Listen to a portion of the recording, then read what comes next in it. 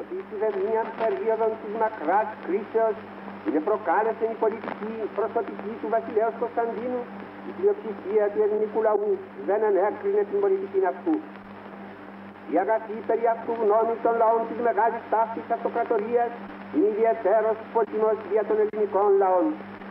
Από τους προενός περίπου αιώνος αναστάσεως αυτού εις ελεύθερων πολιτικών βίων δεν έπαψε να αποβλέπουν στα μεγαλοπρεπή διδάγματα ότι να παρήσεν αυτό ο αγγλικός πολιτικός βίος. Εν αυτό έβρισκε εναρμοριζόμενα ως άριστα την προσωπική ελευθερία προς την τάξη που της ασφαλίζει την αδιατάρακτον πρόοδον. Όλοι οι πολιτικοί άνδρες της νεωτέρας Ελλάδος, οι άξιοι του ονόματος τούτου, ήσαν ομόθυμοι εν διεκτιμήσει ότι το πολιτικό οικοδόμημα όπερ δημιούργησαν ο αγγλικός λαός και το οποίο φέρει το όνομα της Βρετανικής Αυτοκρατορίας ή του Βρετανικού Commonwealth είναι το μεγαλοπρεπέστερο δημιούργημα του ανθρωπίνου πολιτικού βίου. Η δημιούργημα ευρίσκον την ευγενεστάτη αυτού έκφραση, αφενός την παρουσία εν μέσω της αγγλικής κυβερνήσεως του στρατηγού Σματ, ως της πολεμήσας προλίγων ακόμη ετών ηρωικός στην Βρετανική Αυτοκρατορία,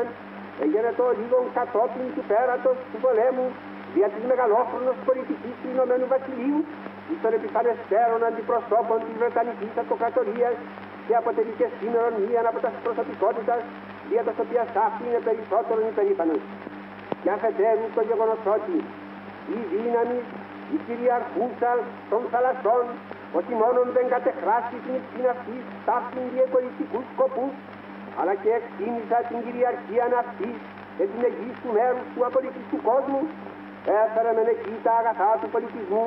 εισφάλιζε την τάξη, ανέφτισε τα μέσα της συγκοινωνίας, ύστερεν επομένως την αγοραστική δύναμη των διαφόρων του των χωρών, αλλά κάλλει αμέσως ύστερον όλους τους συναγωνιζομένους προς αυτήν λαούς, με τα γενναιότητος της οποίας την σκοπιμότητα πολλοί των Άγγλων υπηρεσίτησαν να υποφεληθώσει των νέων του των αγορών της καταναλώσεως ή τους όρους έμερε να υποφεληθεί αυτόν και αυτή η ιδία. Έργων όλων των καλών πολιτών, αλλά προπάντων εκείνων ότι πιστεύουν στο δημοκρατικό πολίτευμα, είναι να βοηθήσουν τον λαό όπως διέρχει τα δυσκόμπης ημέρας εντός των οποίων παλαιοί ενθαρρύνοντες και όχι αποθαρρύνοντες αυτόν. Με κατηγορούν ότι είμαι πολύ αισιόδοξος. Κύριοι, πιστέψατε με ότι κανένα μεγάλο έργο δεν γίνεται χωρίς βαθία πίστη εκ μέρους εκείνου ο οποίος το επιχειρεί.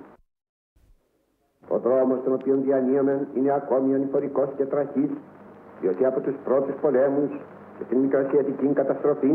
εξήψαμε οικονομικώς εξυντημένοι. Αλλά αν δείξαμε την αυτήν αποφασιστική θεληματικότητα, την οποία δείξαμε εις κάθε κρίσιμο περίοδο της εθνικής μας ιστορίας, και είμαι βέβαιος ότι θα την δείξαμε, θα ανέλθουμε ταχαίως των υπολοιπόμενων ανήφορων και θα είδαμε τότε εκτινόμενων προημών ένα αισιότερον μέλλον.